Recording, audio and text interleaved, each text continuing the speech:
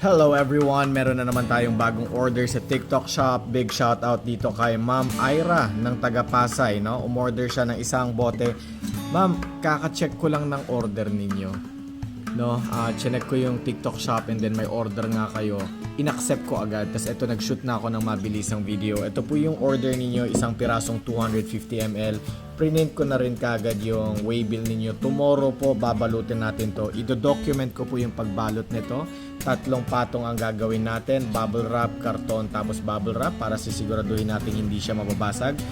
Kukontakin ko rin po si Boss Raymart para tomorrow siya ang contact natin sa JNT Rider. Rider po siya, no? Para pick upin po agad. Taga Pasay lang po kayo, QC lang po kami. So, sa Makalawa, marireceive nyo rin po.